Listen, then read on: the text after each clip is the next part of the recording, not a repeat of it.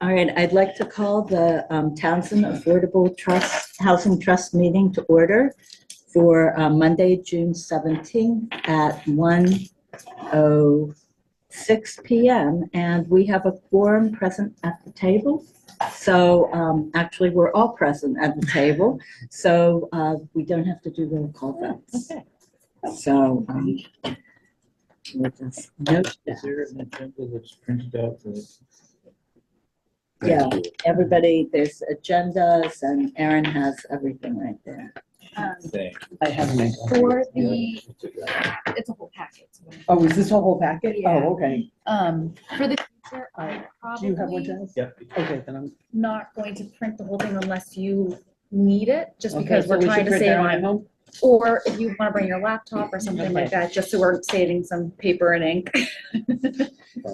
Yeah, that's probably a good idea, given where we. I'd say if you need something printed, let me know. If it's like, a few pages, I'm willing to. If it's 50, I might need help, Erin. I'll call you. No, I'm kidding. All we'll right. figure it out. So, it does say roll call. Should we do a roll call just to be? You don't have to. Sure. Let's Sure, do we a might roll as call, well. starting with Cindy So and they going guess we're around. aliens in someone's body. Cindy Bounty present. Dave Worland present. Chad Sexton Iranian present. Beverly Napier present. And Veronica Cal present. I'd like to announce that the meeting is being recorded and it will be posted on YouTube. Chairman's additions and deletions. I don't have anything to add to the agenda. Does anybody else? No? I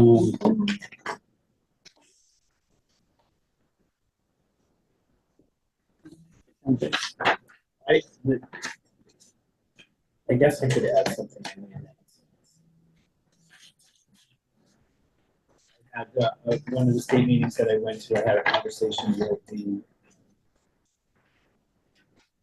Habitat for Humanity. I just wanted to throw that information out to the board. Oh, where can we put that in?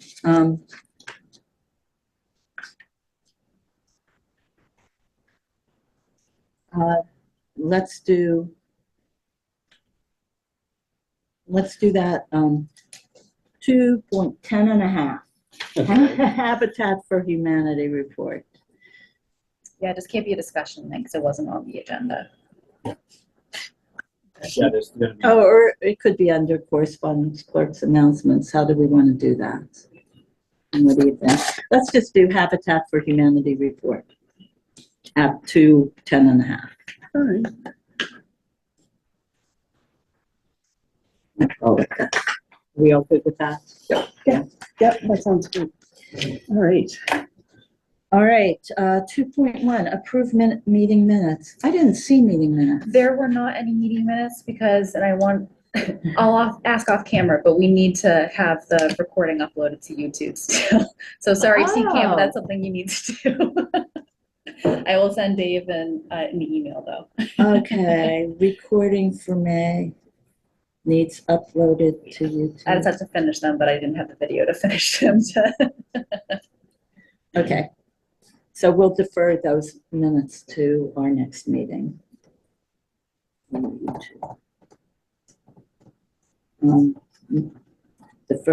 Minutes deferred to next meeting. All right.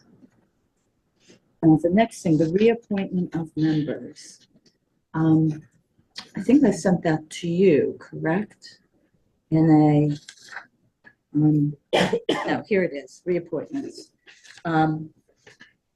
Discussion and decision of terms. This was in an email from my notes with town council. Do you want to make a copy of this? Sure. And we can give it to everybody. So I met with Adam at the end of May with the questions that we had. And one of them was reappointments. And I think, Beverly, you're up in June, I know for sure, as soon as I bring that up. This and- June, now. Yeah, like now. And I think Cindy's September.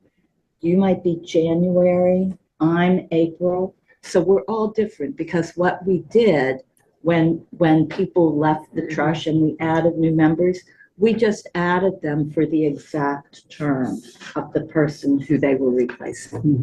So what we might want to consider for simplicity's sake is to, since appointments are done in June, make all our appointments to come up in a June timeframe. So thank you. Thank you. So that was number 3. So I talked to Adam about this, and he said instead of doing it each one at a time, like Chaz had mentioned, since these need to be recorded, all appointments and reappointments have to be recorded at the registry. Adam said it would be easier to do it all at once. Do you have anything? Yes, you no. do. Well, that makes total sense. Yeah. So And just would stagger the terms, right? yes, so if you look at number 3 under, so these are my notes from my meeting with town council on May 28th. So number 3 says, this is something for I had sent this to Aaron, something for the 617 agenda. And it's on the agenda as 2.2. And then the BOS to reappoint us all. Our appointments end as follows. Beverly is June 2024. Cindy, I had said September, you're November 2024. Okay. David is January 2025, and I am April 2025. And we are 2-year appointments, I believe, up to 2-year appointment, I believe is how it reads in the charter. So we may want to reappoint as follows, but we can change this however. The BOS rep should be reappointed. In June, it's a little tough because of the fact that elections are in April. We did the reappointment when we did our liaison assignments. Okay, so Right you after did the that in elections. April. Yeah. All right, so you are our rep until next April. Correct. Okay, so we're good with that, but we're going to need that to record your appointment letter or whatever it is from that. Just do the minutes. Yeah, it just needs to be recorded at the registry, and we've been using appointment letters to do that. Okay. So these are my suggestions. June for 2026. Cindy for 2026, June of 2026, because that's November to June, like a year and a half appointment. Then I had David, if we're doing the reappointments now, I had him and me for June 2025, and then we would be 2-year appointments. So what's the best way to do this? Because David's not up until January, and I'm not up until April of 2024. So should we just hold off on me and David? 2025, you mean? No, we should 2025, right. No, we should both do June, no? Do reappoint, Well, I know that we have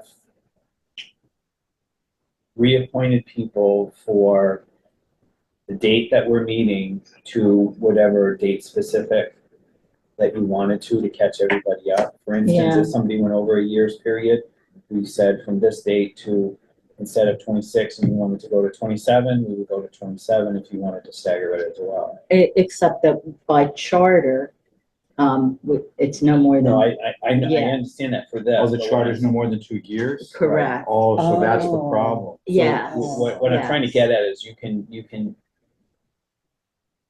if you're up in January, let's say, then your choices would be to reappoint him in January to June, and then reappoint him in June for the next 2 years. Oh, You see what I'm saying? Uh-huh. So Or- we could hold up on the 2 of us. Yes, you could do his in January. January to June, and then do everybody together in June. So that's how you catch up, Right. because Yeah, you're not exceeding the 2 years. and I am Got it. April of 2024, So same thing. At April, of not 2024, Five. 2025 right, so in April, you get reappointed April to June. to June. And Or now, you could do April to the following 2 years if you want to do that. But it won't be in sync, it'll be another It'd April. be, but it would be more than 2 years if you did. I was trying to make it so that some set of us would be up two and two every June. Right, so Yeah, there'd be, 'cause you should be a You year, don't want everyone to go off in the same. Yeah, exactly. So I Right. thought if Cindy and, if we reappointed Cindy and Beverly to be June of 2026, and then the two of us for June 25. of 2025, Yeah. then we would be in sync. Yeah. Even though the three of us, our appointments are still current. Yeah, that makes total sense. Yeah, so you Yeah. could do the select board representative would be every year anyway. It's every year, exactly. So that would be, and you could do that in April. Mhm. And then 2 and 2, yeah, 2 for 1 year and 2 To for the it next. the next Yeah, that year, works out. and then just keep rolling. Yeah. So, That fits in with the charter, so. right. Yeah. So should we have Aaron send you reappointments for this suggested time period? And it For the would ones be, suggested in here. yeah, for the ones suggested in here. So, So we'll have to do it, we're meeting, it would probably be July. yeah, it would be the first July, I'm trying to think of the date, July 2nd, I believe. So if, you do reappointments for everybody, I'll need to check on my appointment, why don't we do it all at the same time? Put a reappointment in for me and then I can bring it up to the board. and let them decide. Okay. So Aaron could just send you the dates, and then would Sabrina do the appointment letters? Yeah. Okay. So I'm just doing one, or just asking for you, Jazz. No, No, No, everybody, for For all every- of us. everybody. We Okay, but need- you're going to everybody bring it needs- Yes, With the dates that are under number 3 in here. yes. So Okay. the dates would be from the date that we have the meeting, so it would be from July 2nd until June 30th of whatever year. Whatever year it You is. want to be able Okay. to do it. All right. And then you two would come up in January Yeah. and you'd come up in when? April. Yeah. So are you gonna not reappoint? You're just gonna reappoint? I think that, yeah. Do you why don't- three? Why don't we do us three and then we can do your reappointment in January and yours in April. Okay. All right. All right. When our terms are up. Correct. And then Um, everybody will then be reappointed, or no, the ones that are up in that year will be done in June 30th. I'm confused. I know. I mean, because Cindy's not, her term isn't up until November. It's just Beverly who's up in June. Correct, but you want to get everybody Into June. In into June. sync, yeah. Okay, so we're gonna do Cindy, reappoint Cindy and Beverly. with a new time period Okay, from the date of the meeting to whatever date you want to put them in. You see Okay. what I'm saying? It's a Okay. reappointment, so you're just making you're fitting into what your charter is. okay. And then we'll hold off on me and David until Until our next year. actual dates. And that way Okay, everybody's caught up. all right. All right, David and Veronica. Yes, but Yes, but. do it at reappointment time. All right, and then to file at the registry, we'll do like a once-a-year filing On June 30th, on yes. June, Well, before, it'll be, the appointments will be July. on June 30th, and then the appointment letters will come out thereafter, so you guys can post that to the registry on sometime in July, whenever those appointment letters come in. all right. Posting once a year. Should be great. Once a year to registry. Okay, all right. Anything else on 2.2? That's the reappointments discussion. All right, the forestry contract. There, well, Never ending story. this is number 1 under the meeting with Adam. Yeah. Once Exhibit A, the scope of services, that's this, Yeah, is complete. Both TAHT and BOS should meet to ratify the changes. So for us, it's 617. We've signed the contract already, and the contract is not changing. What is changing is the attachment to the contract, the scope of services. which is this. Yes. Correct. So let's go through that and see if Okay. we all agree. Let me just finish what Adam said. The contract shouldn't need to be re-signed if there are no changes to the actual contract. But all should be aware and agree to the scope of services. So that's what this is. So our two locations in Townsend are South Row Road and the Wallace Hill Haynes. The scope of work is the harvest of mature trees for timber on 19.3, that's South Row, and 31.4 acres, that's Wallace Hill Haynes, for a total of approximately 50.7 acres. The property at South Row Hickory will be cut to a basal area of no more than 50%, and Wallace Hill Haynes will be cut to a basal area of up to 80%. So we're doing a bigger cut on Wallace Hill. The reason for that was we're hoping to someday in the near future develop South Row Road, and so we might want more of the vegetation to remain and be a little more selective when we go to develop. But Wallace Hill Haynes, since it doesn't have town water, it's probably going to be a while till we get to that for development. So that was the thinking on that. A 30-foot forested buffer will be left along all roadway frontage on both properties. Good. And a certified forester will be hired to complete a cutting plan and work with the Department of Conservation and Recreation to ensure proper permitting. So I guess Erin can talk to this more because she talked to Kyle, our forestry guy.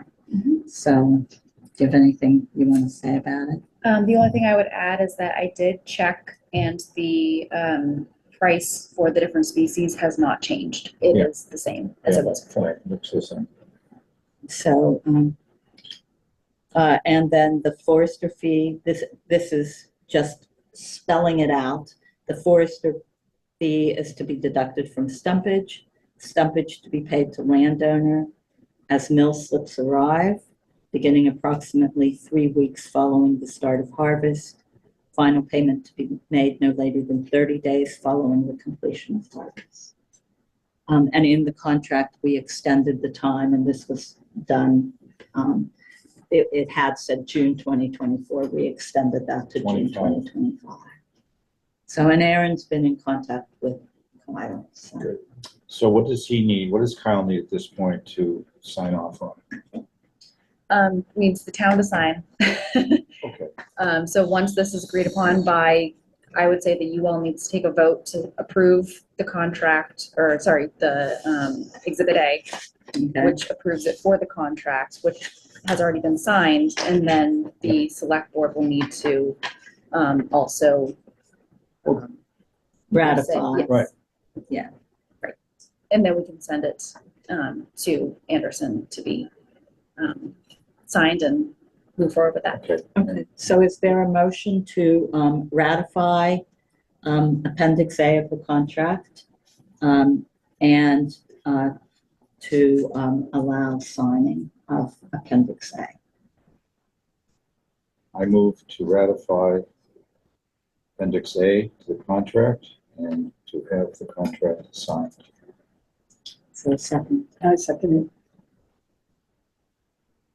All right. All those in favor? Aye. Aye. Any opposed? Hearing none, the motion passes. All right. I So assume that once it's signed, Aaron, will you send it? Who sends it? The selectman's office? How does it get into the mail? I can certainly send it, or I can work with Sabrina to make sure that it gets Excellent. sent. All right. Either way, it'll get out. Yeah, Okay. we'll put it on the July 2nd Great. agenda. Okay, so then after that, it goes out and we're good to go for, And they can- at last, it took a year, but we They did can schedule it. I know. it. So Erin, do you have one, am I the TAHT authorized rep? I believe you are. Okay, I'm the signatory on this piece. I know that Dave and I both signed Yeah. as clerk and, vice chair and chair. Yeah, I don't believe that we So- need two signatures. I think that one is So just the one. All right, so if you have a formal copy. Sure. I'll sign it. If I could sign it today, that would be good. Yeah, The we can actual- certainly. Or, Middle well, of we'll check. go out until July. I'm Right. going out of town. I Then won't you be can- back till July 1st. Gotta bring it in so we can Okay. touch them. All right, so I will get that signed. Okay. All right, now we're going to the Haynes Road property. Discussion of survey costs versus possible forestry income. Maybe that should have come first. Uh, Well, okay, so now we've signed the forestry, we're gonna go ahead with that regardless, but, all right, so this is number 4. Yep. Haynes Road, Wallace Hill Road property, boundaries and surveying. So we have the question, and there's a letter, that's further down in our, isn't there? Yes. Yeah, 2.5 is the possible encroachment letter on the Haynes Road property. So we had walked out there in April because the abutter had clear cut their property. Has anyone been there since? Is it stuff since our last meeting? Has anyone seen I that? haven't gone out. So we don't know if all of the deadfall and the stuff it's gonna fall down. So Are they done? I guess that's my question. they were asked to stop work while their stormwater permit was ongoing. So Yep. it is in the land use department right now. Last we heard from the person who told us before about the cutting in general. They said that there was work that was still ongoing, and so they were once again reminded to cease work. It was mulching of the fallen trees. So the cutting is ended as far as we know. As far as I know. I don't believe that it's been cut any further than what was seen at the site walk. However, I have not been there, so I can't verify Okay. that. So we all saw where the fallen trees were put on, on or near the property line as we assumed it, so we don't know if that's been removed or anything. Correct. So So has this been sent? Or is this No. where we have to That's a agree to draft. send it? it's worked up so we can send it. So what Adam suggested was that we superimpose the bounds on a current map using GIS. But the GIS that we have access to it's difficult to do that. Plus, we don't know if the current bounds are actually the bounds. There's always a margin of error when you use those. And it's also programs. we would need an aerial shot of what it looks like now to see if it actually went over the line or not, which we don't have. The last aerials that were done of Townsend are from 2023. So they're a year old, so they obviously don't show the cutting that just occurred. So, so anyway, he said second, so first was to see if we could do that. And then he said, get 2 more estimates for a full survey of the property. And then he said third, encroachment, talked about encroachment. There's a shed on Walls here, hill access perhaps. And then there's this. And then weigh the amount TAHT stands to earn from cutting against the amount a survey will cost. So, and I suggested to Aaron that this was a 617 agenda item, which is why it's on the agenda. So, the cost to survey that property, my guess is pretty close to equivalent to what we will earn by cutting the property. And we aren't going to we aren't gonna develop that anytime soon. So, I don't know. I don't know the best thing. Can I ask a question? Yeah. We just did. Thank you. Don't listen to me.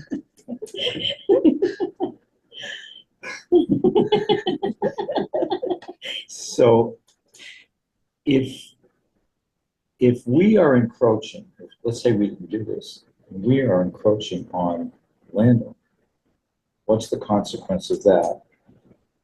Conversely, if it's discovered, if we do this survey, landowner has encroached onto our property, what's the consequence of that?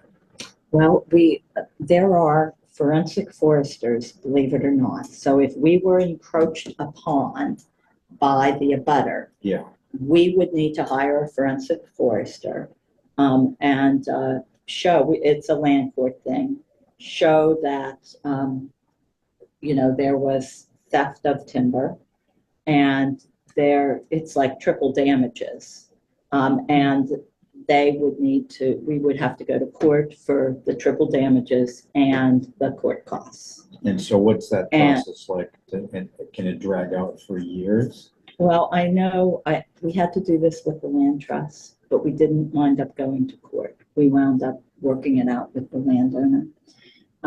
But the forensic forestry and the filing for land court was pretty quick. And it follows a different path from if you're doing a registered survey, which can take 15 years to follow through. So, anyway, this letter is the, suggestion Yeah. that Aaron had. Well, this would Yeah. hopefully preempt anything because assume that if the landowner responds to this and says, look, here's what I believe was my land, this is as far as I'm cutting, and I'm done.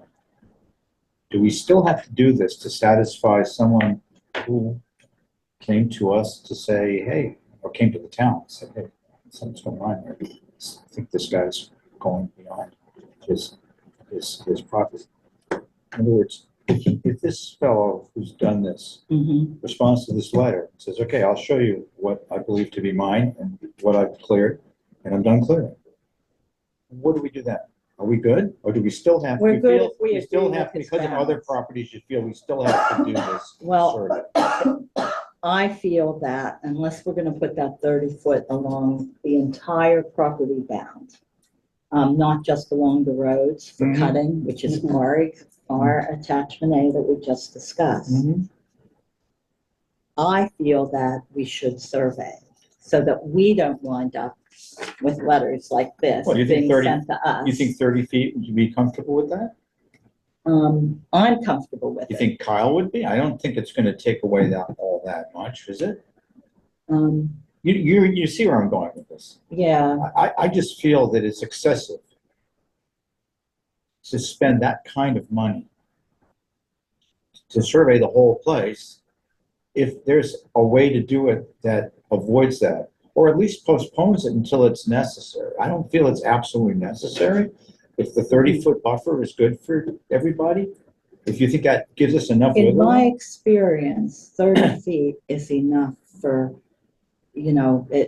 granted, it could always go a different way, but typically, if you stay 30 feet from what you think is your bound, the margin of error in GIS maps and in things from the assessor's office is usually correct. Anyway, that's You're my usually within position that with it. margin of error. I'm happy to hear everybody else's, but that's what I.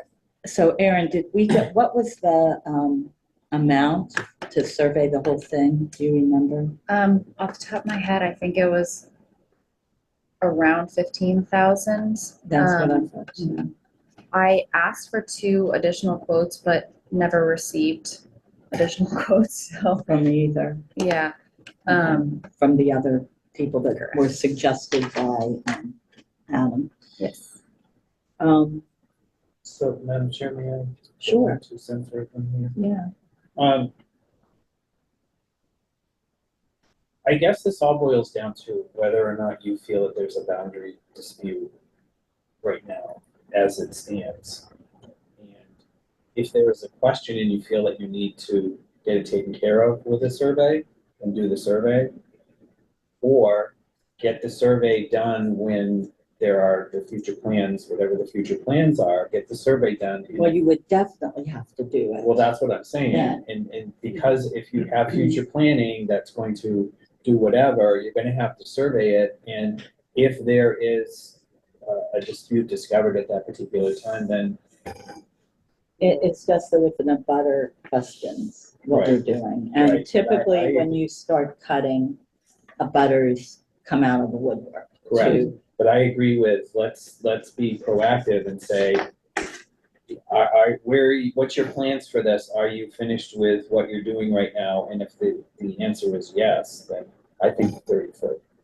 Because we're If not. we do it planning on all do- along the property And because line. we're not developing Okay. this anytime soon. We are not. So that's why I say I don't feel like it's necessary to do this right I'm away. good with that, if we Right. do 30 feet all along the property line, so that So changes that's our gonna change the attachment. contract or the The addendum area. contract addendum, Yeah, to 30 feet on all properties. Well, no, on this one particular. on this one in on all particular. the- on all South the- Row doesn't have that many abutters. Mhm. This one has a Yeah. fair number in the 10 to 15. So 30 feet. But on it the affects the perimeter. scope of work and it doesn't really, I mean, we can change that before we sign it and then, Yes, okay. then- yeah, it'll just be 30 feet along the entire property for Wallace Hill. The one I that just we're don't want cutting at either party, the 80%. abutter or the trust to be incurring some costs that we don't necessarily need to incur right now. That's Dave's point too, yeah.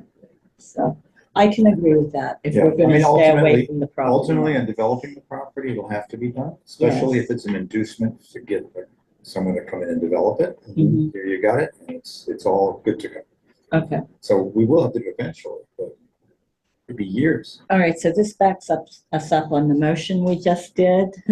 Yeah. So we're gonna amend the motion that we just voted to do 30 feet around the entire property line on the Wallace Hill Haynes Road. So is there a motion to amend? I move to amend the motion to accept the addendum A till it is reflects a 30-foot bound around the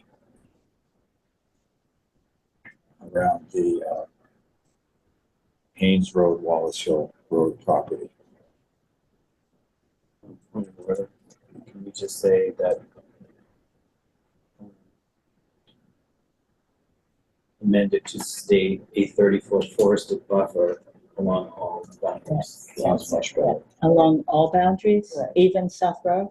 No, No, just on No, Haynes no, Drive. Oh, just on Haynes, okay, Wallace. okay. Can I say one thing to just, not to throw a wrench into all this, just on South Row Road, where it backs up on Hickory, Oh, yeah. you know? But there's mean, a that's just a little road thing. there, there's a road there, so he We'll cover wouldn't cut 30 feet. He has to go Right 30 foot back there. from all the roads. Okay, so he'll cut, there'll be a 30-foot buffer at the end of Hickory. At the end of Hickory, Okay. yeah, because it does say all roadways, doesn't it? Yes, Okay, that's covered. road frontage. All roadway frontage on both Okay. properties, Yeah. and Hickory is frontage. Okay, it's the way Chaz said that was much better.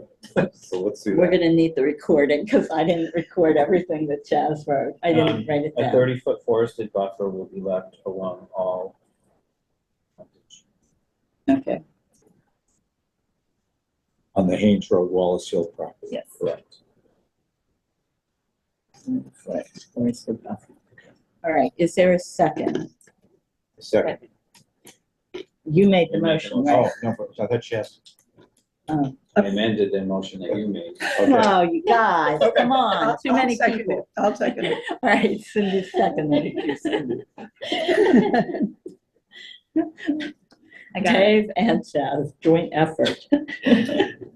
And All just to be picky, And- on frontage or all like boundary On lines? all boundary lines. On all boundary Yeah, lines. that's what Okay. I picked up on that. Okay. Okay. All right, all those in favor? Aye. Aye. Any opposed? Okay, the motion, the addendum, no, the amendment to the motion passes. All right, so now let's look at the encroachment letter.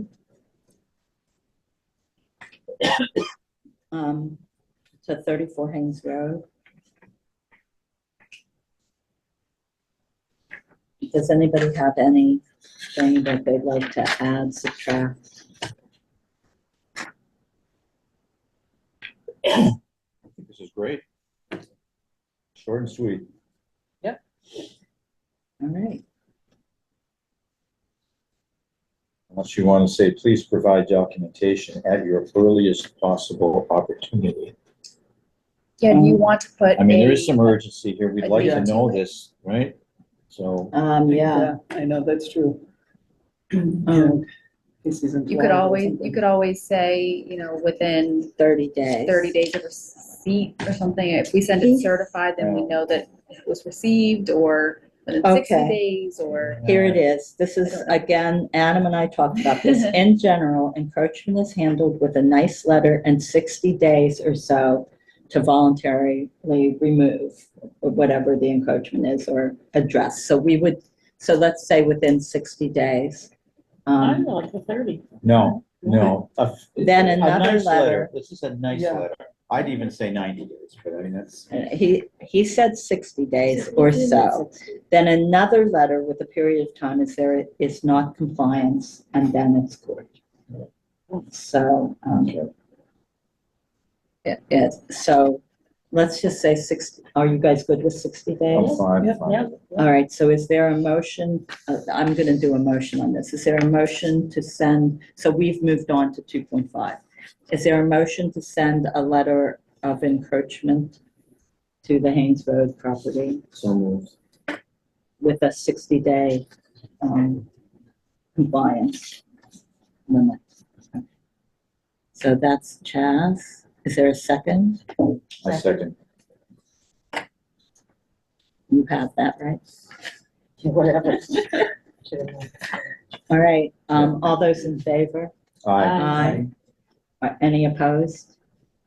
Okay, hearing none, the motion passes. So within 60 days of this letter or of this notification or Yes. something like that. And we Yeah. will send it certified so that we know that it was. They got it. Right. Yeah, absolutely. Doesn't get lost in the mail. Nope. Perfect. Okay, Thank you.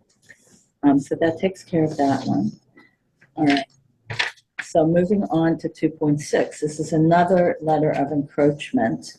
And I'm gonna kind of blend this with 2.8, we'll come back to 2.8, but the way this became aware, and Aaron, did you go out and check this property to make sure it's the right one? I did not. That was one thing. I looked on it because you said it was the one with the pool. Yeah, let me go back out there before we can vote on whether we're sending it or not, but I want to confirm that. Confirm the address. Yeah, Sure. confirm the address, because I only looked at for what it was. But this came up when, we have our grant with MHP, and they're environmental engineers. So they had found water when the engineers were out there in March, or they thought they found water on the site. So they sent environmental engineers out who were out there someday in April. I don't know what day it was. They notified Aaron the morning of, and Aaron called me. So I put on my boots and hightailed it out there. And the environmental engineers were there. It was Lucas Environmental. They were very nice. I had a nice talk with them. We walked on the property. Could not find the water Seasonal.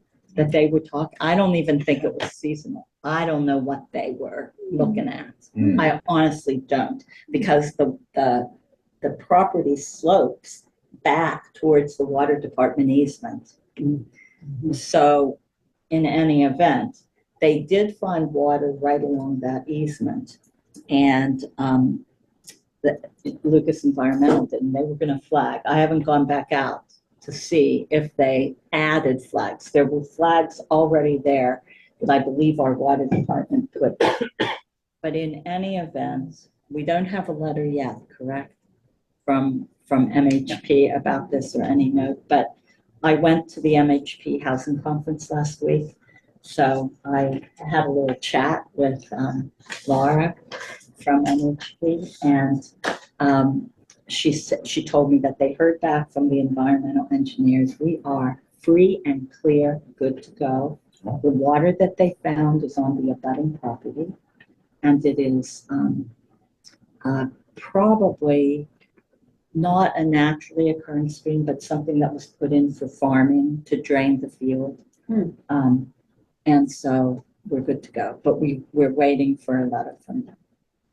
So when I was out there, I noticed that on our property, there's a driveway on the other side, this is Blood Road, there was a property that had built a little dirt driveway on our property and had piled there a huge pile of yard waste out at the end of it, and there were logs.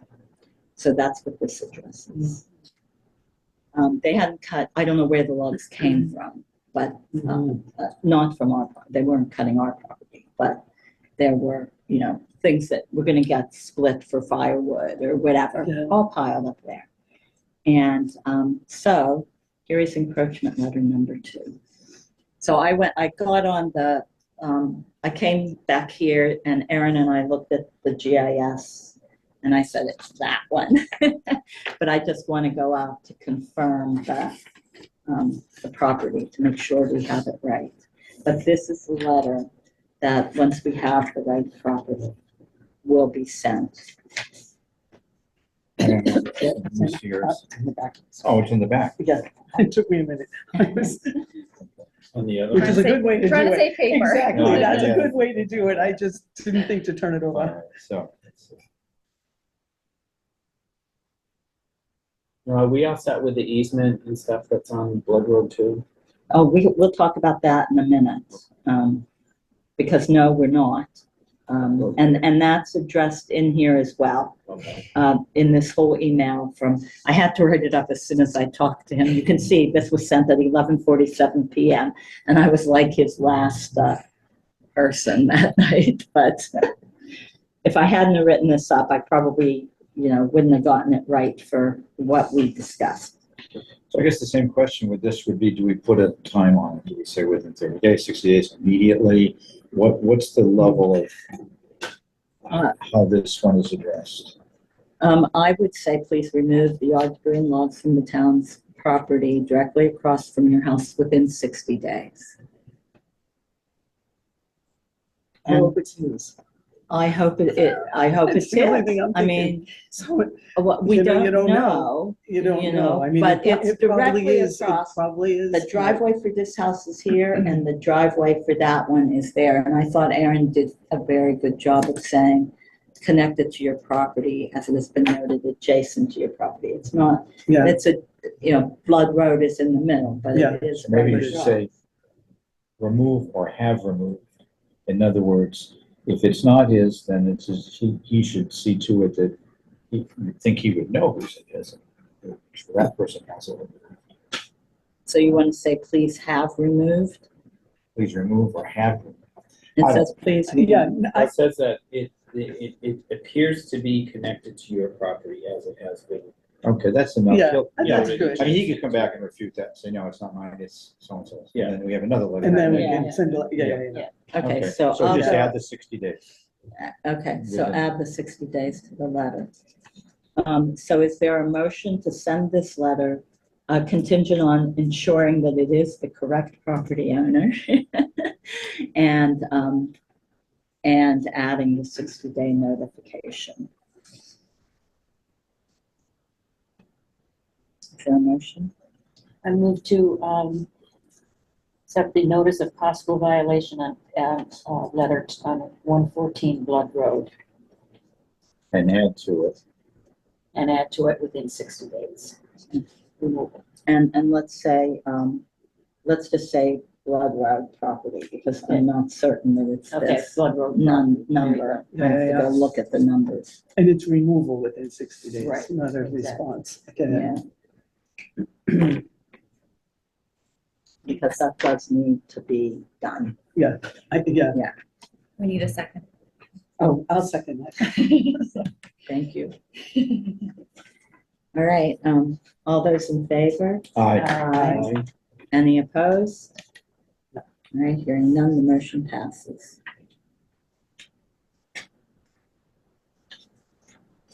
So that is the one. MBTA community zoning language. All right, so that's this. That one I did not print because it was very long. It is long, it's That's like the email 9 you sent, pages. right? I did print it and I actually printed it in color. Which is very useful. I can put it up on the screen. Yeah, it helps to be in color. My first comment on this was under G, the exterior lighting. It says, I understand there was an amendment related to this at town meeting. Do I need to change anything in section G in response? The answer is no. You know, that can be exterior lighting stands as is because our exterior lighting bylaw was not put into one, which was the intent of town meeting. All the stuff that was in there with light bulbs and all is already in the existing thing. So, you know, anyway, so it just stays separate as is. You said, It's G, under G. That was the thing that jumped out to me straight away. one thing that was requested of the trust was to look specifically at section H. Section H. H, hold on, I marked it. I like this. Section H says, all developments in the MF that contain 10 or more dwelling units shall include workforce developed dwelling units that comprise 10% of the total number of dwelling units constructed or developed in each such development. Was there a reason they picked 10? I believe 10 is the recommended, Okay. or 10% is recommended. 10% is recommended, Yes. but I would, well, I guess because it's one unit. I mean, even if there are 5 or 8, I would like to see a minimum of 1 or 10%. So if there are less than 10, I would like to see a minimum of 1 affordable unit. But I don't know how you guys feel. I just think that when you're A developing minimum, at you're saying that, a minimum, yeah. at that density, you know, if you have less than 10 units, I would like to see a minimum of 1. You know, 1 is 10% of 10. Yeah. So, Okay, so from 10 up, it fits. 10%. But if you're less than 10 dwelling units, I would still like to see 1, Minimum. minimum of Yeah, 1 I agree. as affordable. okay. But if somebody's making just 1 unit or 2 units, I guess that's the question. They wouldn't fit into it then. They wouldn't use this. Yeah. it Right, wouldn't be that's true. considered as that. Multifamily. I would say a minimum of 1 with 10% of developments larger than 10 dwellings.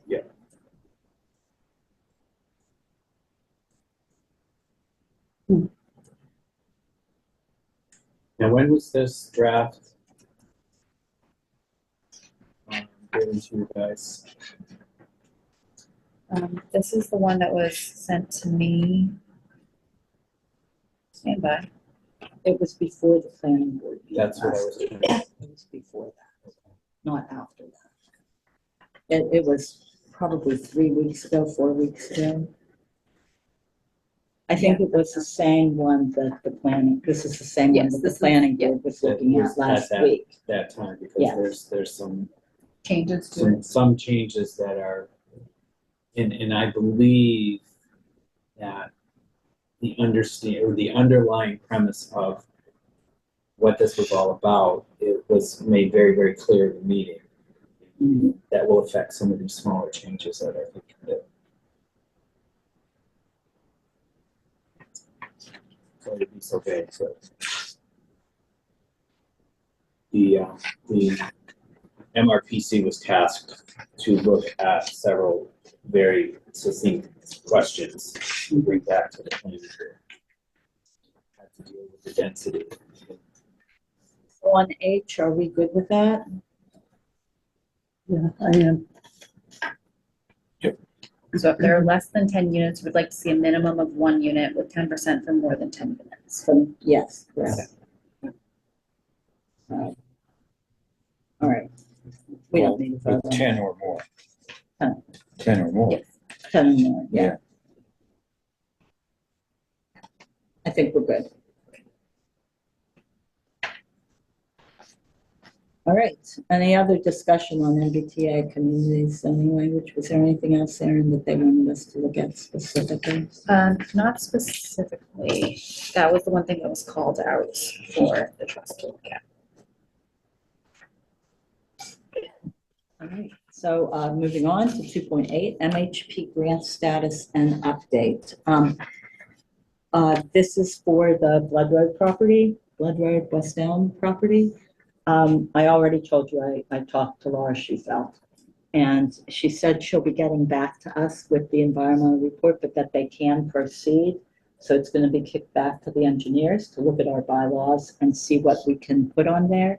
I asked her if they were going to be, if the survey of the property was included in the work that they do for the grant, and the answer is yes. They do all the pre-development work, including helping us with the RFP. Wow. So it's the whole 9 yards, and I'm kind of jumping into 2.9 here, but what I learned is that us waiting instead of, you know how we were going to look at that other grant for Southborough Road, I think we really do need to just see the process through and learn how it works, because there's so much to it, especially in the funding realm, that it is just mind-boggling. So I think doing it once, then we'll be better suited. But she said she would contact Aaron. She said she'd been too busy, even though she had the environmental work, and I can understand that. She said she'd been too busy with getting the whole conference thing rolling out to get back to us. But she will, you know, I went up to introduce myself and to thank them for all the work that they've done, and to tell her that I had met with the environmental folks when I went out there, and just to see where we were. So I was very glad to hear that. It's moving along. Pretty much do like all the work. They Pretty will, much. yeah, I mean, we have We're input, going but to, they're gonna come back with, we can have this, or we can have that, or this is what fits, this is the number of units we can put on there. But then we're gonna wanna have a little bit of community input that we are also part of. So I am comfortable, if you guys are, with setting up a meeting with or do we wait until we get back from them what engineering says we can do? yes. Or do we yes. start talking in the community? I would wait till we know what we have, Yeah, great. because Then we'd have otherwise, somebody to talk to. yeah, because you could have a meeting and people could ask questions and we'd be like, yeah, we don't know. We don't They, know. in What's a all re- these what's a crazy, reasonable amount Which of is not time? really a good forum. Yeah. I agree. in all Exactly. these crazy notes somewhere, it says, don't get people set in one frame of mind. We really want this, only to find out you can't have this. Exactly. Yeah. What's a You reasonable know. amount of time before they might get back with that information? Well, Next year. You're going to- probably they're, you know, like coming down from the conference right now and looking at it, you know, what worked, what didn't work, blah, blah, blah. So I am hoping that we have something before the joint meeting in July. Wouldn't that be nice? So we could ask Aaron to kind of reach I knew that out was coming. to Laura and say, could we have a status update? We have a joint meeting with the Housing Authority in July. Good. And when is that? Is that like the 17th? And then our meeting is the following Monday. Mhm. So it would be nice to have it by the 17th, very latest, the 22nd, I think it is. I don't know if I'm counting my days right, but 17th is the TAHT meeting. 13th is the, Oh. sorry, that's June. Check that. TAHT, so I have it on the 11th, but but that might be wrong. 29th. Hang on, So I have it on the 11th. the joint meeting you have on the 11th? Oh, the joint meeting is on the 11th, you're The right. joint Yeah. meeting's on the 11th, Mm. and then our meeting, I don't have a meeting for us. 29th. 49. Is it the 29th? Is that what we decided on? Yep. Okay, so it would be wonderful to have it by the 11th, but we know how the wheels turn, so I don't know The 11th's kind of if quick. we can with the have it holiday for in that, but at the very latest for the 29th. I think I have this on my calendar. So if we're going by the third Monday, then it would be the 15th of July. Really? Oh, That is the Yeah, third, 'cause the technically first the is on third Monday. Monday. but do we have, did we pick the 29th because of vacations or something? Let me just look. Oh, no. I don't know, because I didn't even have a date. Yeah, I had the 29th was- 11th. But that's all I have. The 29th was what Allison had put, okay. and so that's what I put at the bottom of the agenda. However, counting out the third, it is the 15th of July. 15th is too soon for me, I think. Although I I think it was can make, vacations or something. There was something, Yeah, reason was why there we pushed something? it out to. there was a reason for the 29th. How about you guys? I'm We good. can do 22 or 29. I can do 22 or 29. Mhm. If we do the 22nd, we're 4 weeks until August 19th, which is the third one in August. So do we want to change it to the 22nd?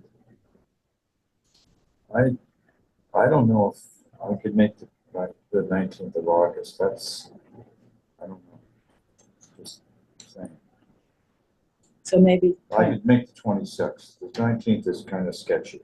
okay, so maybe we should do keep it 29th of July and then And go then 26th of August. Works, So if MHP can have some answer by the 11th, and if they won't, at least it gives them a little bit of time To get it before our meeting. Yeah. before the 29th. So yeah, just throw it out to Laura, see what we get. So you're looking for specifically the, well, whatever information she can provide, but specifically the letter if possible, What, or the report. the report, the report from the wetland specialist in Lucas Environmental, I think were their names. And then, what I really would like to know is when engineering will be able to tell us what's possible on that site. Yeah, That's what I'd really like. yeah.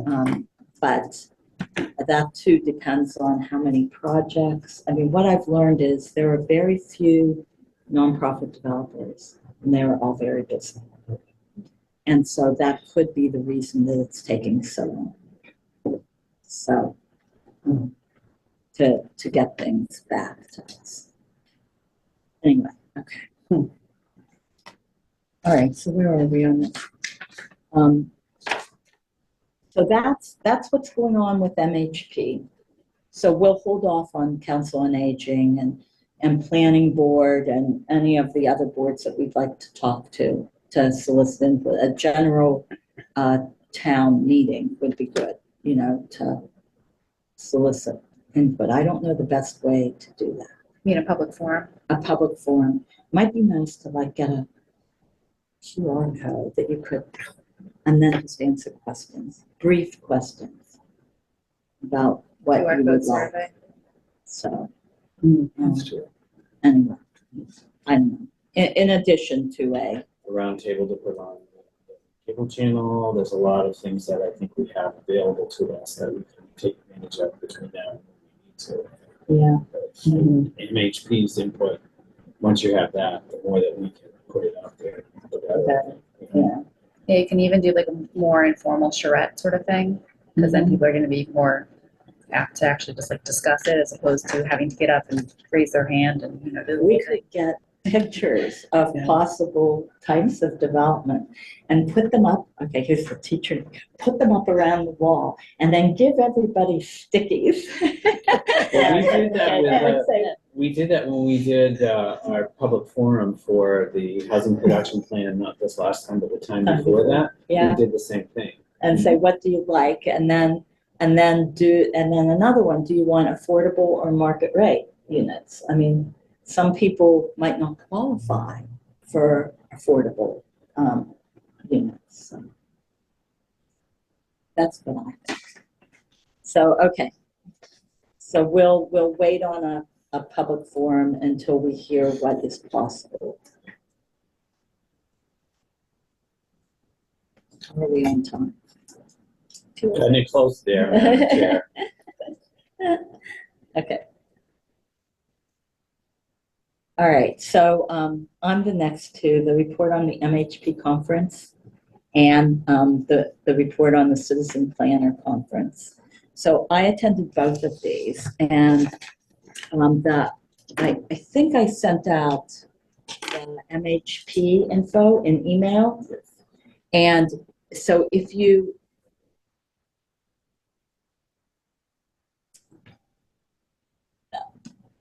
I can't screen share, but you can.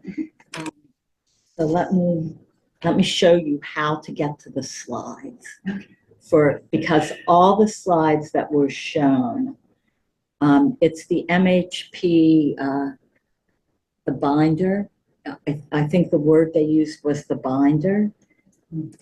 See if you have that in your email, Erin.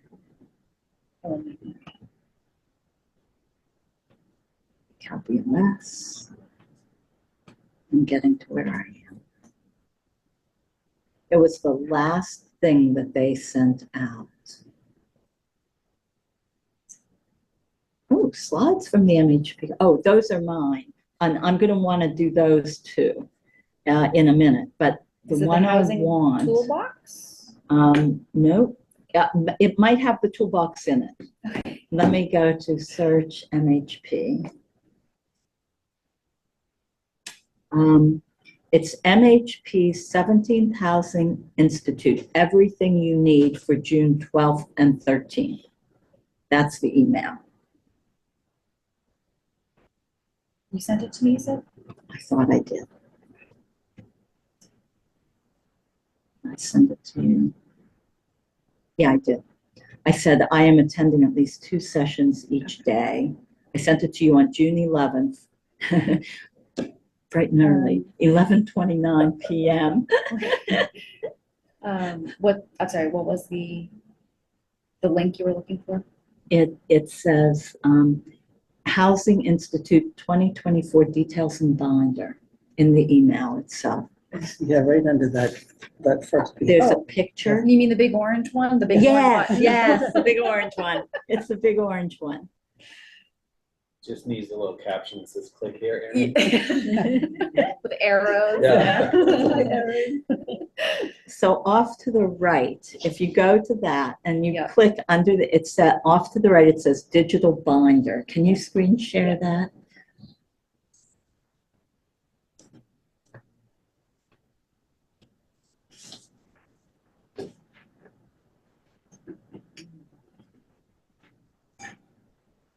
There's a page you're looking for.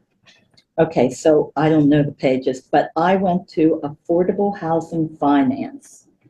An experienced affordable housing development practitioner and consultant will lay out what municipal officials, planners, and non-developers need to know about financing affordable housing, ensuring communities can. This was track 1 on the first day, the first breakout session.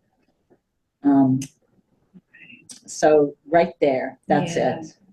So I went to, let's just talk about what I went to. I went to that one and then scroll it up. Maybe I should say scroll down. Wait, where are we? Day 1 wrap up. Go to day 1. Go to day 1. Scroll up to day 1. All right, I went to that, affordable housing financing, which I thought was really good. And if any of you have been, I didn't go last year to this, and then identifying and disposing of public land for affordable housing was the other one I went to. So I went to that one, and I also went to scroll down, I guess, go to page 4, the next page. So I went to identifying and disposing of public land for affordable housing. So your municipality has surplus land to dispose of for affordable housing, that's great. But hold on, is that parcel really feasible for housing development? And, you know, I should have gone to this like 2 years ago before we accepted the properties that we did accept. But anyway, all done, so we're good. So how to assess the feasibility of available land for development and prioritizing the best sites to put through a disposition You process. can always put it back to the town properties if you want to. Pardon me? You can always push it back to the town property saying, We can see, you know, it's great that we have that large property up on Wallace Hill, but time will tell. Yeah. Because you don't know, in 10 years, and that might be the right timing, I don't know. Yeah. You know, or 5 years, it might be more possible than it is right now. correct. So anyway, so those, I went to those two on the first day and then go to the second day. On the second day, I was in the Wachusett Room C. So I went to supportive housing, which was really very interesting. What does it take to develop and manage affordable housing for veterans, seniors, or the disabled? And so this was supportive housing, which is a little more than what we're looking at. We're looking at more at independent, Mhm. but it was really pretty interesting. Made me think about the property on Dudley Road. That's what we were thinking to do, so a portion of it as supportive as well. Well, I would say Dudley Road, all supportive That housing. would be good too. You know, We were that might looking be- at, because of where it is, the training of the support dogs would be a part of that as well. I There's was a lot of thinking of that. I options was with- thinking of, you know, having a community area, having an office area for support services, it was really a good talk. I just learned a lot. I mean, I have a lot more to learn, but the more you go to these things, the more you hear, Mhm. and the more it starts to gel or to click. Good energy there too. Yeah, there is good energy there. Yeah. So go down to the next the next session. I went to accessory dwelling units. And I actually asked a question in true Veronica Cal fashion. I'm gonna keep my mouth shut. And so anyway, and I got approached by, I think her name's Katie Lacey, an MHP afterwards, and a woman from Martha's Vineyard. I somehow wound up at the table with Nantucket and Martha's Vineyard a lot at the conference. But anyway, what they told me, the question that I asked was, because our ADU bylaw tries to put affordability into the ADU, they told me, no, no, no, two completely separate animals. Keep it separate. Do not conflict. And this was both from so if they ever post a video, you'll see, both from the presenters who I asked the questions of, and then the people that approached me after. But what they told me to do, they said, especially Martha's Vineyard, they have a bigger concern with us than this. They said, what you don't want is to have your ADUs wound up as short-term rentals. Your what? Your accessory dwelling Oh, units, your in-law Okay. apartments, as short-term rentals. They said that especially on the Cape and the islands, they have Sure, serious issues with that. sure. And the state is coming in with an ADU bylaw. So there was a lot, we knew that, there was a lot of talk about that. Completely separate issue from affordability. Approach affordability with affordability, approach ADUs as ADUs. They seem to think that they will never make it onto your affordable list. But they said you want to try to keep them so that the rent is affordable by people that need units, smaller units and things like that. And their cap is the same as our cap, pretty much on size of the unit, there being the state cap, is the same as our cap. And we had done our research when we made those modifications to the bylaw. But anyway, she told me to look at Oak Bluffs, that they have a good ADU policy and a good short-term rental policy. And so you don't want them to become Airbnbs. Right. Right. And you want them for your workforce. If they're not going to be rented to family, the For short-term desire workforce. is to have them for your workforce. Exactly. And for those people who need a smaller unit at an affordable price, even though it's not officially an affordable unit. And they all seem to think that because of the size of it, it would never become unaffordable. Correct.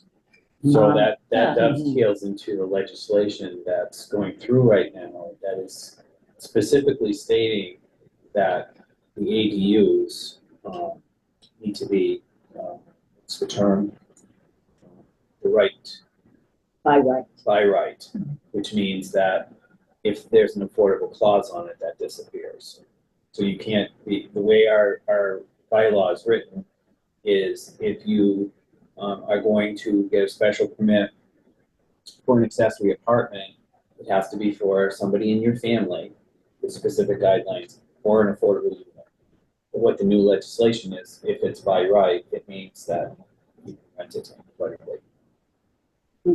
And you're allowed to have it as long as you meet the requirements of the Well, regulations. yes, exactly. The regulation is basically the same as far as the square footage and all of the things that is built into it. Having said that, though, I agree with the accessory apartments with the price point for our community, only because we are lumped in with the AMI for Cambridge, and our affordable apartments are pretty much market rate anyway. So I don't think we're really losing much per se. So that we as a town, and this is more of where I think the housing authority is looking at, is that new developments for affordable housing is what they're looking at, as opposed to. So, Is and there a requirement on, as only like one ADU unit per residence or? yes, Yeah. yeah, yeah. Yeah, okay, Because I was what they don't want is like mini exactly, hotels or whatever. exactly, you know, that's, yeah. Little bungalows, you know. Yeah. And so anyway, if you go into this through the email that got sent out to the digital binder, those are the two I went to. And underneath all this, if you keep scrolling, this is many, many pages, if I remember right. 549 pages. Actually, you got a reminder, I think she moved it up 10 minutes. Did you move it 10 minutes when you got that little beep? Yeah. Okay, we're good for now. Do you guys need to head out? Well, You we can. have a Zoom meeting at 2:30, but We bought we ourselves moved about 10 minutes. Okay, all right. So anyway, if you keep scrolling up this, you'll come to the slides for everything. And those are the 4 that I chose to attend because they seemed the best to me. One of the things that I took out of this is for all of our affordable housing, it needs to be deed restricted. It can't be, this 20-year thing or whatever. It has to be deed restricted. They had a hard time in answering, other than size, how an ADU is different from a 2-family. That was another question. And so, they kept saying through that the ADU thing, well, these are rented affordably, but they aren't. They are just kept affordable because of their size. All right, so let me see what else I have to say. I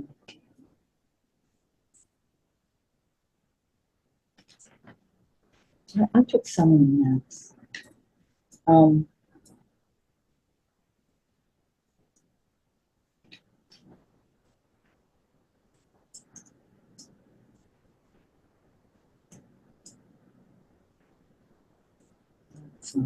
I don't think I have much more to say.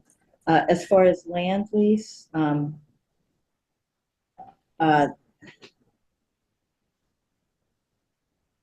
they would prefer not to have a land lease. Developers, there was a developer that was up there saying this. A 99-year lease, if you go to 100 years, it's no longer a lease. So it tends to be 99 years. Anyway, and cannot be more than the value of the land. Anyway, that's all I have to say, I guess. Can I ask one question? Yeah, I scrolled this very quickly. yeah. Is their average 600,000 for a unit? I Where? scrolled through this. Yes, to cost to develop. To Yes, develop. I was, that was lunchtime talk on Yeah. the first day. And they said that it costs $600,000 to develop a unit. An affordable Now, it unit. can be, that was Boston very area affordable. prices. I know. Boston know. area prices, which is why you need, but yes, that was exactly.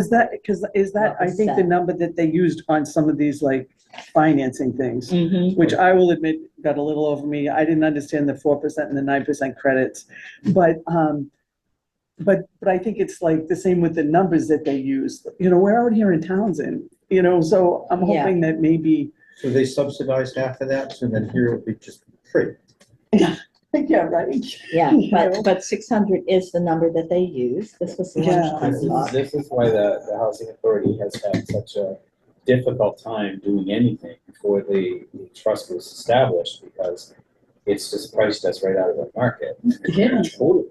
Yeah, it's really, and so then I thought, like, if you get these nonprofit builders or the people that are, developers that are willing to work on it, like, is this their prices? Is it lumber and is this their prices for Well, is land development? Although we acquisition have the part of land. that or not? We have the Part land. of that, 600. yes. It includes Okay, so land at least we have- It acquisition. is land Okay. acquisition, Yeah, okay. it's That's not important. just building it. Yeah. It's Yeah. it's the whole package. Sure. So by having the land available, That's the that is what has allowed us actually to Yeah. get MHP to go with it. We can contribute the land.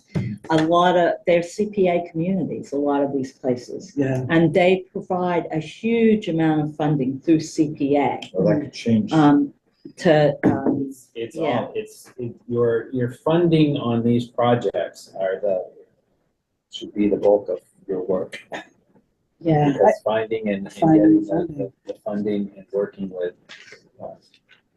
not coming down with, this is what we're gonna do all of these units together. No, you're gonna have to have,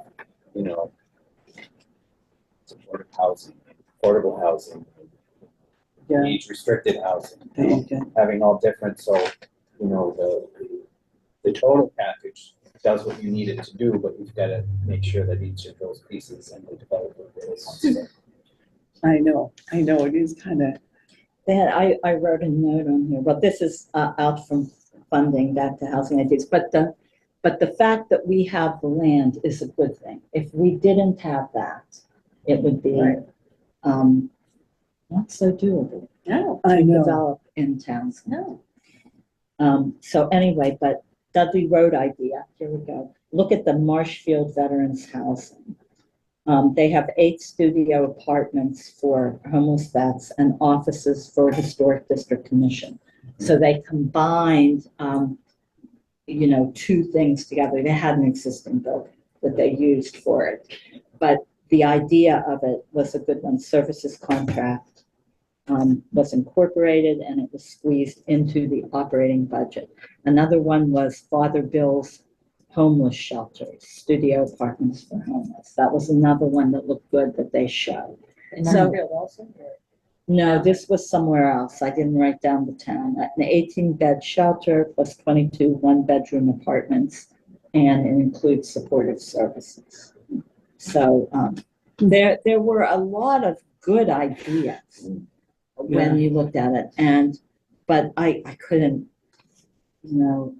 write down everything. It was just that places to look for ideas. Mhm. And it, for that supportive housing thing, brought Dudley Road back on the map for me. Yeah, I had kind of, you know, we all had kind of said Dudley Road, we may never be able to There's a lot of, develop it. But there are things that can be done. We Yeah, just have absolutely. to find the right thing. That's all for our community. So anyway, that's my report. Thank you. I did send Aaron I took pictures of slides, I think 5 pictures that I liked. One was on financing, the piece of the pie. yeah. Where does it go Yes. for what? Yeah, and so those, I knew that I had the slides on the binder, but for just things to talk about in future meetings, you know, we might want someone to come and talk to us about funding. I- How I all of know. that works. I know The because, 4% and 9%, I have it right here. 4% LIHT, low income housing tax credit, and 9%. Yep. Created by Tax Reform Act of 1986. Minimum level of affordability is required. So it's 4% if you have, yeah, anyway, yeah, it's hard to see, isn't it? But it's in the, you can find that in the slides and it's visible there. But that's one of the ones project Did you send us sources. that? Do I have them? Yes, I forwarded that around. Yeah, I just sent them to Aaron this morning, I think. Okay. Yeah. So project sources, how are projects funded? Where does that 600K come from? Go to the next one that I sent if you can. These were just things that I thought was important while they were talking. I'm like, I want to remember this and then go to the slides because my little stickies and notes weren't. Key parameters to define. So think about, is it ownership versus rental? Is it mixed use? They said if you're going to make it mixed use, no affordable funds can be used for the mixed use piece of it. That's what I took away Oh, from that.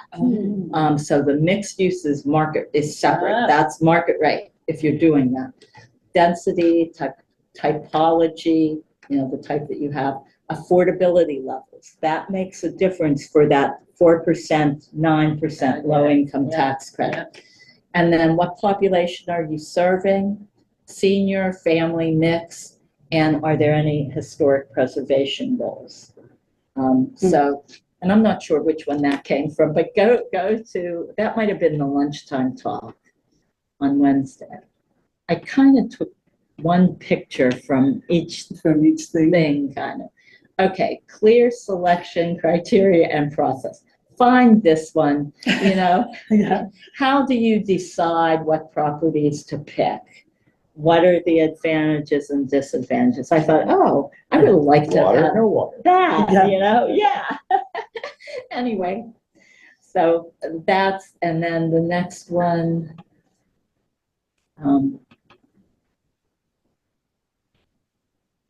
Sorry, it's individually shared. Disposing of surplus municipal land, more of that. Conduct due diligence on the title history, environmental concerns, wetland and water resources, zoning, and other factors. And then draft an RFP. So this is MHP's technical assistance grant, which is what we are operating under. yeah. So we identified the public land and provided that to them. They looked at all 6 of our properties and picked the 2 that they wanted to pursue. Then right now we're in that due diligence piece, and then they'll help us with the RFP for disposition. So anyway, and then they will assist us with evaluating the responses. That was, I think, lunchtime on second day. And was there one more, or was that it? One more.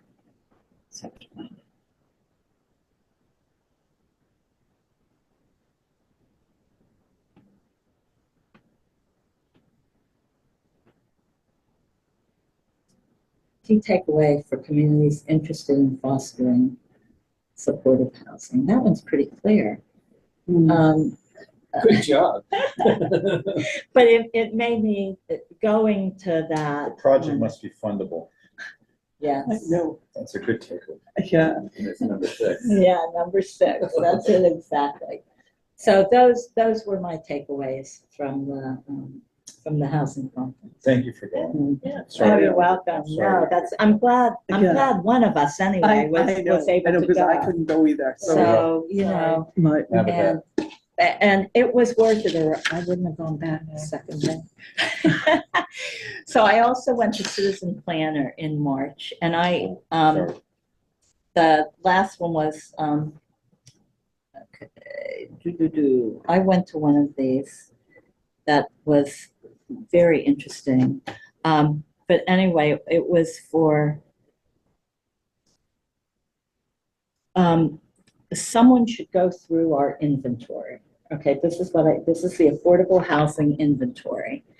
So what did I go to? Trying to. Permitting and preserving affordable units, resources for CBAs and planning boards. And these were my takeaways from that.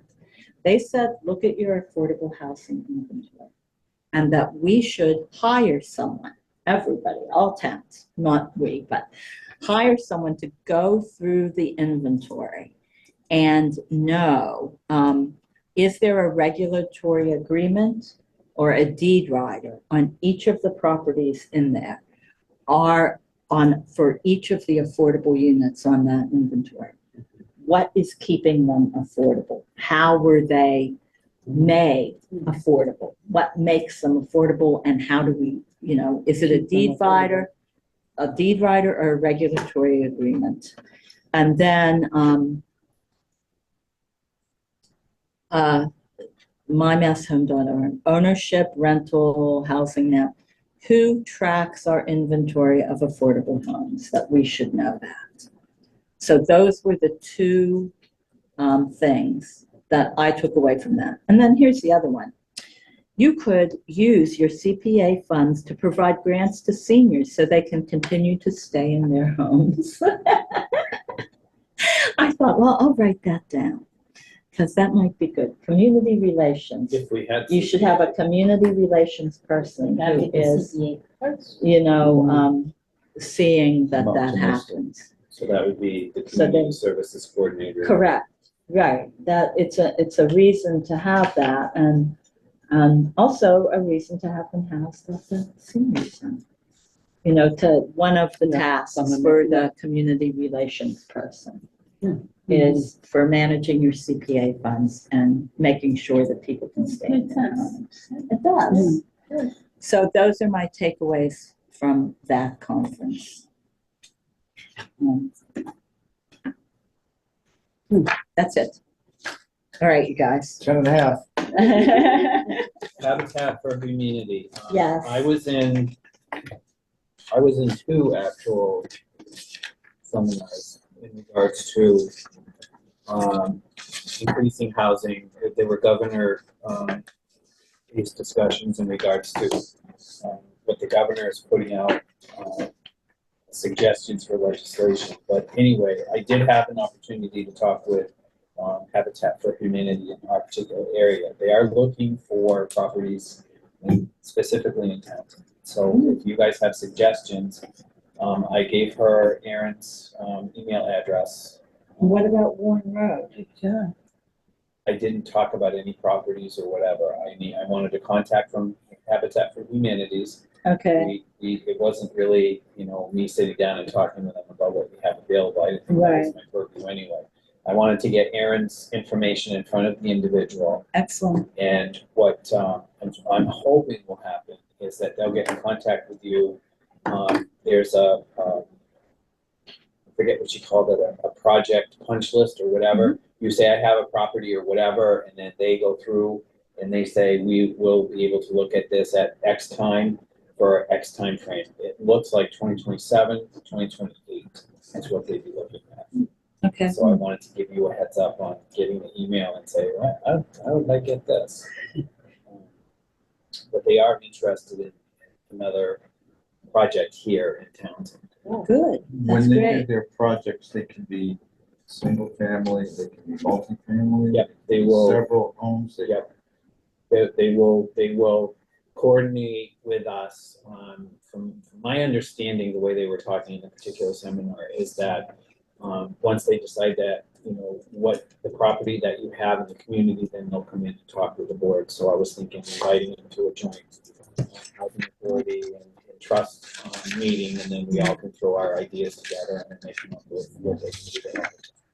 Great. So the interest is there, and I want to keep it fresh. Okay. There you go. I know. Can you conclude this without us, no, you'll have a quorum We, still? we still have a quorum. All right, we Yeah, can so mind if you it. guys We need got to go, financial yeah. reports, sure. We can And get into then I that. believe we Yes. also have. We do have under- something I just want to mention to you both before you go. This is in the correspondence, so you do have it in the little packets there. Yeah. So it does not need to be, in fact, should not be looked at today as part of this meeting, but if you have comments on this, look at the, it was in the packet that I sent out as well, so you have the link for the Okay. documents. Take a look. If you have any comments, send them to me. I will compile them and give them to the planning board if there are any comments. I have comments, so we can do that to you You can individually. do a drive. So we don't want to comment in this meeting, correct? Correct, because it was just in this correspondence. Sorry, guys. All right. That's a mandatory referral you're talking about? Yes, yes. All right, see you guys. Thank All you. See you at the Bye-bye. joint meeting. Yes. And if there's anything in between, Erin will let you know. All right, thanks. Okay, financial reports. I didn't get one. I did. You didn't get that? I did not get it. Anthony sent it to me. I just assumed that he sent it to you. I didn't even look. Did not receive it. I assumed that there wasn't one. Okay. It was May, and I have it right here. So I'm gonna forward this to you. Okay. All right, our, ending balance for May 30th is $103,350.25. That will be coming down because we have a warrant to our agreement with the, accounting, et cetera, was that once a year, we would deduct what we've spent for salary and anything else, attended conferences, blah, blah, blah. We will once a year subtract that from our funds. So, Erin, you might want to check in with accounting and see, or the treasurer's office. These funds are kept by the treasurer's office. So, and the warrant needs to be done and submitted for that for the end of the fiscal year, so sometime before the end of the month. So that's what we have. That's the financial report. So, question, the funds that were provided through ARPA, you guys have it in your account? and That's it's where all- it is. They it's were all- transferred. okay. Yes.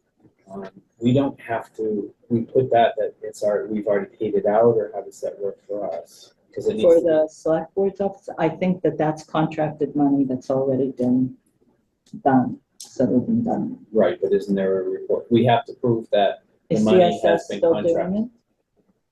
yes. Okay, so we worked last year with, we transferred the funds around March of, not 2024, but 2023. Mhm. And we did all that. No, I understand that, but we have to have it contracted by December 31st. And I'm looking at the document that we need to provide to CSS to say that, We filled out, if you look at the, so it's already been done. we did that Okay. a then that's year all I need to ago know. and That's worked all I with need the to know. treasurer. We turned in to get the funds out. Yeah. We turned that in. I'm the one that wrote the policy, That's what so, I'm saying. we turned that It's been done, in so I don't have to worry a about it. year ago. Yeah, it's been a while. So.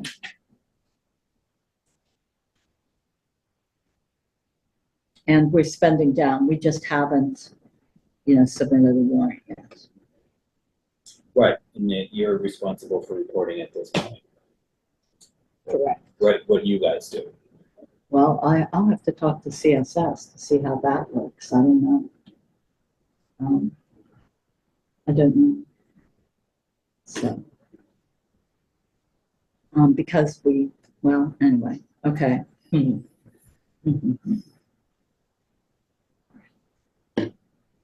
That's where we are in that.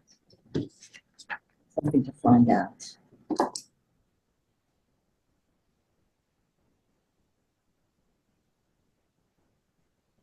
I thought we were done when we did what we did with CSS or with whomever.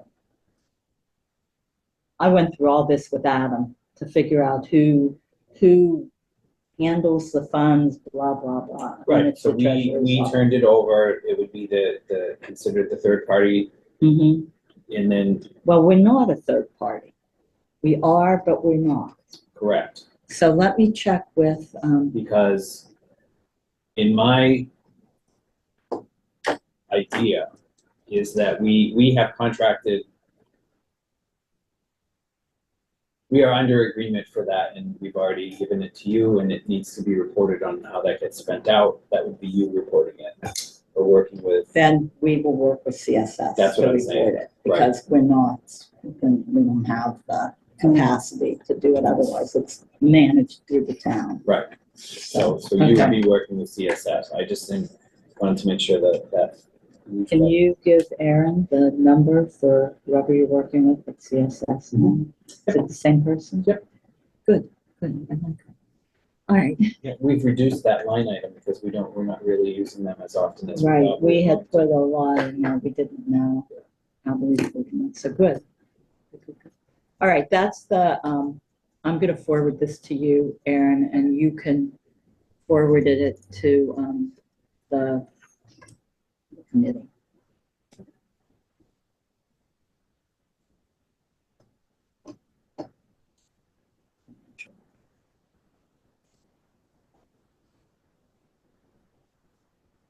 All right, okay, correspondence clerk's announcements. It's just the one, I believe it was just one. I don't think that there was anything else. okay? So we'll all get our comments to you. I should do that right now. And I'll just let you know, I'm gonna do my comments with the select board as opposed to putting it in.